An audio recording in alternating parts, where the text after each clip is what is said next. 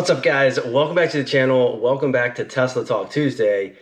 I guess I don't technically own a Tesla, but like I kind of own like an option contract, like a call option to own a Tesla because I pre-ordered the Cybertruck. So I guess like that $100 refundable deposit is kind of like giving me the option to own a Tesla in the future. So if you think of it like that, yeah, so anyways, I did a thing. I own a car again. If you haven't seen it, check out my last vlog or my Instagram.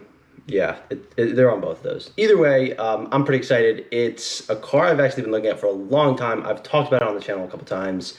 So very happy with the purchase. I think the only reason why I say I think is because I foregone. I decided to forego a pre-purchase inspection.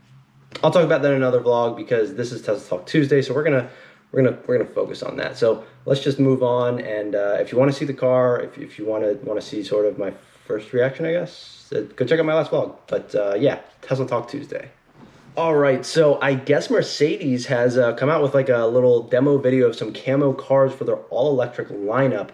Now, they have released, I guess, an electric SUV, the EQC, I believe is what it is, but it's not available in the US yet. So that's been delayed. It was supposed to come out in 2020. It's now looking like 2021, I guess. But there's 3 new vehicles in this like promo video / pictures that have been released. They're in camo, kind of, wrap like a lot of cars do for testing. But it is interesting to see. I don't think there's any specs really on the cars, so I don't know too much about them. There's also really no definitive timeline either, so who knows when they'll actually hit the US market, seeing as how the EQC hasn't even hit the US market. So it could be, I don't know, at least 2 years before they come out. I don't know, maybe sooner, but who really knows? I'm just guessing. So point being, after watching Tesla's Battery Day, it's going to be interesting to see other car companies come out with cars that have terrible range. I mean, I guess like as long as people are fine with only like 200 miles of range, fine. But I mean, other car companies are just so far behind Tesla at this point that given one more year for Tesla to put these new batteries that they talked about at Battery Day into like full production and start putting them in cars that could give sedans over 500 miles of range, I just feel like people are going to be like, no, I just want a Tesla. Because if they're going to go electric, I feel like you kind of want the range and the charging infrastructure. And if you don't have both of those, well, for me, it's kind of a deal breaker. So at least when I had my Tesla, I had the supercharging infrastructure, and the range was still better than the majority of new electric cars that aren't Tesla today. So yeah, anyways, done with that, but Mercedes is coming out with some new cars. My Bookie, which is like a betting site, has put up some odds for which electric truck will come out first. And right now, the Rivian is winning. I think the odds for that are plus 150. So for every dollar you bet, you get back $1.50. The Tesla Cybertruck is number 2. If you bet $1, you get $2 back. And then it goes all the way up to, what's in last place? The Nikola Badger. Of course they are, because the Nikola Badger isn't a real truck and Nikola's not a real company. They're a scam. No, I'm just kidding. We're not going to go down that road. Point being, there were some issues with Nikola not having real products, showing some fake demo videos. And well, they never actually had a truck. They were just going to have GM engineer, build, and produce and manufacture and do everything for their truck. So it wasn't really their truck ever. It was basically just GM's truck branded as a Nikola bet.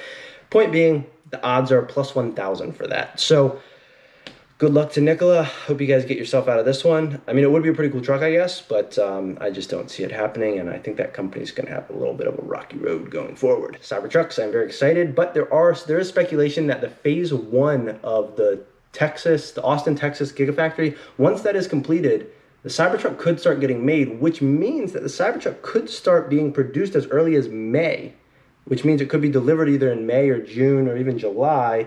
And I think right now, Rivian has a July 2021 delivery date. So that's, I guess, their rough estimate.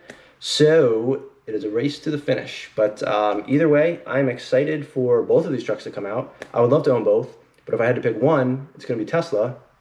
Because it's Tesla. Well, you have full self-driving stuff, you have the supercharging network, the range is supposed to be over 500 miles, 0 to 60 in less than 3 seconds, which is nuts. And it's just exciting to me. Also, the stainless steel body, really easy to wrap, so you can do any color you want. Bulletproof, I guess, like a 9mm handgun, something like that. So super durable. and that's kind of why I'm interested in it. Plus, it's just super polarizing, which I actually kind of like, if you couldn't tell from the last wrap on my Tesla. So yeah, I like to kind of make things stand out. It's just more fun and enjoyable. So Cybertruck it is for me. So continuing on with the Tesla stuff, notorious hacker kind of goes by the screen name Green or something like that. He has hacked the rear-facing camera. I guess that was kind of, he had hacked it a long time ago to figure out that like it's there, and yeah, you can kind of see an image, but he has found some keywords as to what Tesla is looking for and can associate with moments before a crash happens, which is very interesting. So here's a list. I'm going to read these off. A list of some of the things that I guess Tesla is looking for, which makes sense and is actually pretty neat to think that, you know, they could be monitoring this or use this to help prevent collisions, whether it's blinding, you know, the driver's eyes or the driver falls asleep or whatever it is. Things like that to either warn the driver if they're not on autopilot or full self-driving or whatever you want to call it, or just to help train the full self-driving system and whatever. So here's the list. Blinded, if it's dark. Eyes closed, eyes down, eyes normal, eyes nominal, eyes up, eyes up, head down, head trunk, I don't know what that means, looking left, looking right, phone use, sunglasses, eyes likely nominal, sunglasses likely eyes down. So those are all of the keywords that I guess they're looking for, and they're going to attach potentially to moments before a crash, and I guess use that to help with self-driving. Elon Musk also came out a while ago and someone asked about it because it was seen in the car. I mean, you can see the camera in the car, what it would be used for, and it's to help prevent vandalism because, well, the long-term goal is obviously to roll out Tesla Taxi, Robo-Taxi network, whatever you want to call it, Uber, but with Teslas. And using that internal camera can help prevent vandalism because, well, obviously you can record and see everything that happens inside the car along with the cameras outside the car that can record the exterior environment. So plethora of uses, but it is interesting to see that the hackers sort of found these keywords. So who knows what they're actually using them for, but I guess that's kind of the guesstimate, maybe, the guesstimate, whatever you want to call it. So interesting stuff. Now, the last thing I'm going to talk about with Tesla is they have, I guess, officially gotten rid of their PR department. So if you are press and have been reaching out or emailing Tesla or something, the PR department is effectively no more. I don't know when this actually happened, but there were some people in higher up, I guess, positions or PR positions that either changed positions or left the company. So yeah, it's, I guess, Electric has a source that has confirmed that Tesla effectively has no PR department. I think is interesting because if you don't have a marketing budget and you don't do any marketing, you'd think you'd at least have like a PR team. Because Elon Musk recently said that he was disappointed in the media coverage for Battery Day. And you'd think that if you had an official PR team, that would kind of help with that because you could get the news out and the correct news to the media or the press if they were to reach out to Tesla to get more information or understanding about things. So it's kind of interesting, like they don't pay for marketing and now they're completely getting rid of PR, but then Elon's kind of disappointed and upset with the media coverage / PR. So, I don't know. I find it kind of ironic, but it is an interesting move and it's definitely non-conventional for a company, but I mean, their sales speak for themselves. They're growing, the sales are getting bigger. They delivered 139,900 cars or something like that, another record quarter. So that was obviously good news for them. But yeah, PR, gone. All right, and the last thing that we will talk about in this Tesla Talk Tuesday is Ford. Yes, Ford's electric F-150 pickup truck potentially will have a removable range extender. So the BMW i3 has had a range extender in it, and what this is it's basically a generator or like mini motor that can charge the battery. So the car isn't meant to drive off of that like generator, but the generator is just supposed to charge the electric battery that the car actually then uses to drive. So it is interesting, but if you're getting an electric vehicle, doesn't that kind of defeat the purpose?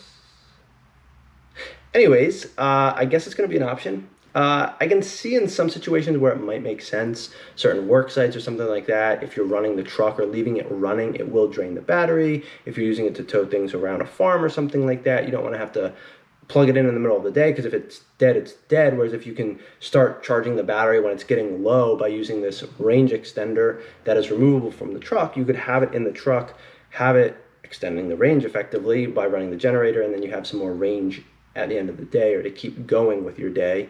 So I guess I understand the need when you don't have battery technology like Tesla that can make your truck be over 500 plus miles. Just kidding. One more thing about Tesla. This is crazy. I just saw this on electric. Tesla was literally the only automaker to grow in Germany this year. Yeah, that's pretty crazy, right? Like, if you look at this whole chart, everything is red, shows negative growth, negative sales, less vehicles sold, whereas Tesla is growing. So that is, I think that's kind of saying a lot. I'm not going to try to unpackage it. You can take what you want from this, but it is very interesting to see. Anyways, that's going to be it for this Tesla Talk Tuesday. If you enjoyed this video, please give it a thumbs up and subscribe to the channel. Would really appreciate it. But as always, until next time, guys, thanks for watching.